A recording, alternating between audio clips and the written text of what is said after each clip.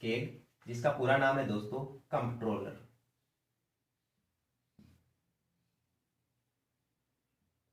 Controller and auditor general of India.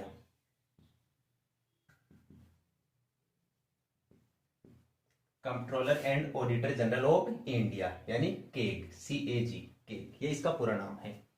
और दोस्तों हिंदी में कहा जाता है इसे नियंत्रक और महालेखा परीक्षक। नियंत्रक और महालेखा परीक्षक, ये इसका हिंदी में नाम है यानी केग का। देखिए दोस्तों, अनुच्छेद 148 में केग का उल्लेख किया गया है या नियंत्रक और महालेखा परीक्षक पद का उल्लेख किया गया है। अनुच्छेद 148 के अनुसार नियंत्रक और महालेखा परीक्षक भारत में सार्वजनिक धन का संरक्षक होता है या संरक्षण करता होता है। क्वेश्चन बहुत सारे एग्जाम्स में ये क्वेश्चन पूछा जाता है दोस्तों कि भारत में सार्वजनिक धन का संरक्षक कौन होता है? नियंत्रक और महालेखा परीक्षक। देखिए, नियंत्रक और महालेखा परीक्षक की नियुक्ति, नियंत्रक और महालेखा परीक्षक की दोस्तों नियुक्ति की जाती है राष्ट्रपति के द्वारा। नियंत्रक और महालेखा परीक्षक को पद की गोपनीयता की जो शपथ है वो भी दोस्तों राष्ट्रपति जी के द्वारा ही दिलाई जाती है। और नियंत्रक और महालेखा परीक्षक कार्यकाल पूरा होने पर अपना त्याग पत्र भी राष्ट्रपति को ही देता है। देखिए, नियंत्रक और महालेखा परीक्षक, इसकी नियुक्ति राष्ट्रपति के द्वारा की जाती है, इसके पद की गोपनीयता की शपथ भी राष्ट्रपति के द्वारा दिलाई जाती है और यह अपना त्याग पत्र भी राष्ट्रपति को ही देता है। लेकिन इसको पद से हटाना,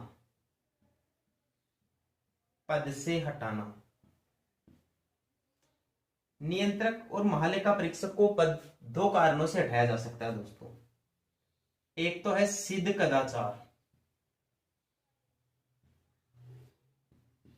कदाचार या जिसे साबित कदाचार भी कहते हैं, और एक है दोस्तों असमर्थता। नियंत्रक और महालेखा परीक्षक को दोस्तों पद से उसी प्रकार हटाया जा सकता है जिस प्रकार से भारत के उच्चतम न्यायालय या उच्च न्यायालय के न्यायाधीशों को हटाया जाता है, यानी उनको हटाने का काम संसद के द्वारा किया जाता है। यानी भारत के नियंत्रक और महालेखा परीक्षक को हटाने का कार्य दोस्तों संसद के द्वारा किया जाता है। अब संसद हटाती कैसी है दोस्तों? संसद के दो सदन होते हैं, एक तो लोकसभा और एक होती है दोस्तों राज्यसभा। ठीक है, यानी हटाने वाला जो प्रस्ताव है शुरू करने से पहले लोकसभा के कम से कम 100 सदस्यों का समर्थन जरूरी है, और यदि अपन राज्यसभा में शुरू करें तो राज्यसभा के 50 सदस्यों का समर्थन जरूरी है। यदि ये समर्थन मिल जाता है तो अपन फिर अनुमति लेते हैं लोकसभा के अध्यक्ष से, यदि इसमें शुरू करें तो, और यदि राज्यसभा में शुरू करें तो राज्यसभा के सभापति से अनुमति लेंगे।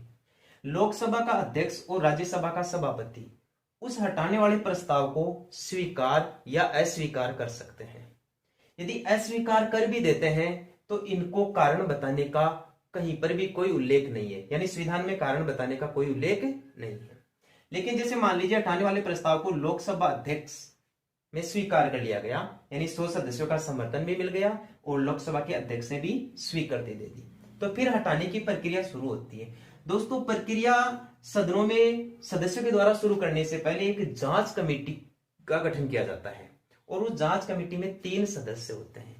एक सदस्य तो होता है भारत के उच्चतम न्यायालय का मुख्य न्यायाधीश या फिर कोई भी न्यायाधीश, एक होता है भारत के किसी भी राज्य के उच्च न्यायालय का कोई भी एक न्यायाधीश, या तीसरा होता है भारत का एक प्रसिद्ध या प्रख्यात विधिवेत्ता।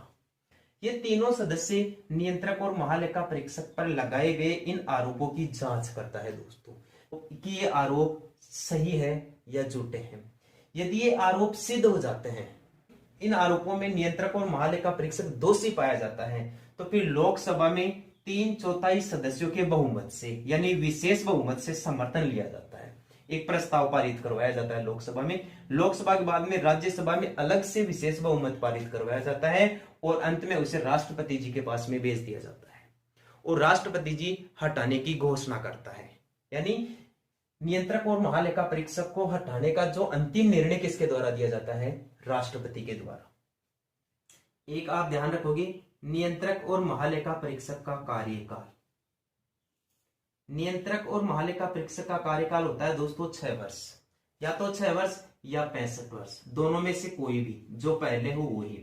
65 वर्ष पद पर नियुक्त होने वाले व्यक्ति की उम्र होती है। यदि उस व्यक्ति की उम्र 65 साल हो जाती है तो वो उसे अपना त्याग पत्र राष्ट्रपति को दे देना चाहिए। यानी इससे अधिक उम्र का व्यक्ति भारत में नियंत्रक और महालेखा परीक्षक के पद पर कार्य नहीं कर सकता, या फिर उसका 6 वर्ष का कार्यकाल पूरा हो जाए तो उसे राष्ट्रपति को अपना त्याग पत्र दे देना चाहिए। एक विशेष बात यह हो रही है कि भारत में कोई भी व्यक्ति यदि नियंत्रक और महालेखा परीक्षक बन जाता है या पद पर कार्य कर लेता है 6 साल तक या 65 साल तक, तो वह सेवानिवृत्त हो जाने के बाद भारत में किसी भी पद पर कार्य नहीं कर सकता, किसी भी लाभकारी पद पर कार्य नहीं कर सकता। अब एक और ध्यान रखना है आपको दोस्तों, अनुच्छेद 149, ये काफी इंपॉर्टेंट है नियंत्रक और महालेखा परीक्षक के रिलेटेड। अनुच्छेद 149 में उल्लेख किया गया है कि इनका कार्य क्या है। नियंत्रक और महालेखा परीक्षक का भारत में कार्य क्या है? नियंत्रक और महालेखा परीक्षक का दोस्तों भारत में कार्य है भारत की संचित निधि पर नियंत्रण। भारत की संचित निधि पर नियंत्रण का जो कार्य है वो नियंत्रक और महालेखा परीक्षक का है।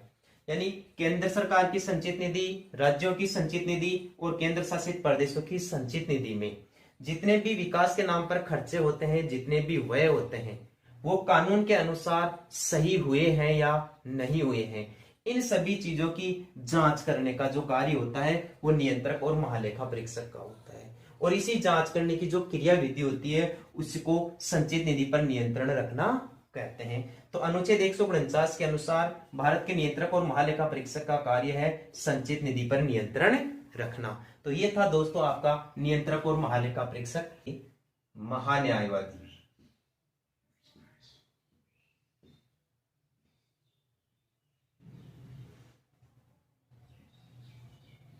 महान्यायवादी दोस्तों, महान्यायवादी को अंग्रेजी में the attorney general of India कहा जाता है। यानी the attorney general of India, the attorney general of India के नाम से जाना जाता है, यानी भारत का महान्यायवादी। ये जो भारत का महान्यायवादी है इसका उल्लेख है दोस्तों भारतीय संविधान के आर्टिकल 76 या अनुच्छेद 76 में इसका उल्लेख किया गया है। अनुच्छेद 76 के अनुसार महान्यायवादी भारत का सबसे बड़ा विधि अधिकारी होता है। भारत का सबसे बड़ा विधि अधिकारी होता है। कई एग्जाम्स में ये क्वेश्चन पूछा जा चुका है कि भारत का सबसे बड़ा विधि अधिकारी कौन होता है, तो ये होता है दोस्तों महान्यायवादी। आप इसको भारत का प्रथम विधि अधिकारी भी कह सकते हैं। जो महान्यायवादी है, इस महान्यायवादी की दोस्तों नियुक्ति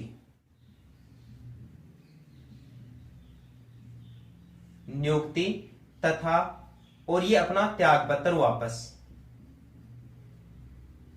महान्यायवादी की नियुक्ति और त्याग पत्र ये दोनों काम राष्ट्रपति के द्वारा किए जाते हैं।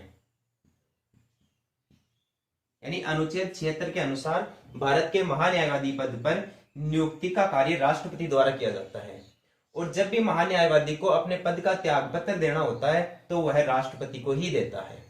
और सबसे बड़ी बात यह है कि भारत का महान्यायवादी राष्ट्रपति के प्रसाद पर्यंत अपना पद ग्रहण करता है। अब कौन व्यक्ति भारत का महान्यायवादी बन सकता है, कि महान्यायवादी बनने के लिए योग्यता क्या होनी चाहिए? सबसे बड़ी योग्यता तो यही है कि वो भारत का नागरिक होना चाहिए। दूसरी सबसे बड़ी योग्यता यह है कि भारत का जो उच्चतम न्यायालय है, जो सर्वोच्च न्यायालय है, जिसे अंग्रेजी में सुप्रीम कोर्ट के नाम से भी जाना जाता है, सर्वोच्च न्यायालय, इस सर्वोच्च न्यायालय का मुख्य न्यायाधीश या फिर कोई भी न्यायाधीश बनने की योग्यता रखने वाले व्यक्ति को राष्ट्रपति के द्वारा भारत का महान्यायवादी बनाया जा सकता है। यानी महान्यायवादी बनने के लिए योग्यता यह है कि सर्वोच्च न्यायालय में न्यायाधीश बनने के काबिल होना चाहिए वो। इसके अलावा आपको ध्यान रखना है कि महान्यायवादी का कार्यकाल, कि महान्यायवादी कितने समय तक अपने पद पर बना रह सकता है। तो इसका कार्यकाल सामान्यतः होता है दोस्तों 6 वर्ष। एक तो ये, दूसरा 6 वर्ष या 65 वर्ष। 65 वर्ष दोस्तों ये उसकी उम्र का है कि जब महान्यायवादी पद पर नियुक्त व्यक्ति की उम्र 65 वर्ष हो जाएगी या 65 वर्ष से अधिक हो जाएगी तो उसका पद अपने आप रिक्त हो जाएगा, यानी उसे अपना त्याग पत्र देना पड़ेगा राष्ट्रपति को। अर्थात 65 साल से अधिक उम्र के व्यक्ति को भारत के महान्यायवादी पद पर नियुक्त नहीं किया जा सकता। तो या तो 6 वर्ष पूरे, या तो 6 वर्ष तक कार्य कर ले वो, या फिर उसकी 65 वर्ष आयु हो जाए। दोनों में से जो भी पूरा होगा वो उसका कार्यकाल माना जाएगा। अब भारत के महान्यायवादी के कार्य, कि भारत के महान्यायवादी के कार्य क्या है। भारत के महान्यायवादी का कार्य है दोस्तों कि भारत के राज्य क्षेत्र के अधीन आने वाले जितने भी न्यायालय हैं उन सभी में सुनवाई करने का अधिकार है महान्यायवादी के पास। अब महान्यायवादी है, महान्यायवादी ना तो दोस्तों संसद का सदस्य होता है, ये संसद का सदस्य नहीं होता, और महान्यायवादी ना ही मंत्रिमंडल का सदस्य होता है। ये ना तो संसद का सदस्य होता है और ना ही मंत्रिमंडल का सदस्य होता है, लेकिन ये संसद के दोनों सदनों की बैठकों में भाग ले सकता है। दोनों सदनों की बैठकों में इसको बोलने का अधिकार है। जो संसद की जो समितियां बनती है, संसदीय समितियां, उन संसदीय समितियों में महान्यायवादी सदस्य बन सकता है। लेकिन एक बात का आप विशेष ध्यान रखना कि महान्यायवादी संसद के दोनों सदनों में भाग तो ले सकता है, परंतु यह वोट नहीं कर सकता, परंतु यह वोट नहीं डाल सकता, यानी अपना मत नहीं दे सकता। और यह बात कौन से अनुच्छेद में लिखी गई है दोस्तों? आर्टिकल 88, अनुच्छेद 88। अनुच्छेद 88 के अनुसार महान्यायवादी संसद के दोनों सदनों की बैठकों में भाग तो ले सकता है, बोल सकता है, परंतु वो वोट नहीं कर सकता। किस अनुच्छेद में उल्लेख किया गया है? अनुच्छेद 88 में।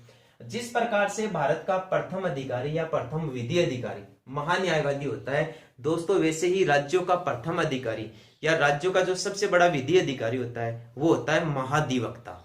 और महाधिवक्ता पद का उल्लेख किया गया है अनुच्छेद 165 में। ध्यान रखना है आपको ये बात कि अनुच्छेद 165 में महाधिवक्ता पद का उल्लेख किया गया है। जिस राज्य में महाधिवक्ता की नियुक्ति की जाती है उस राज्य के राज्यपाल के द्वारा वह नियुक्त होता है, और महाधिवक्ता अपना त्याग पत्र भी राज्यपाल को ही देता है। धन्यवाद दोस्तों।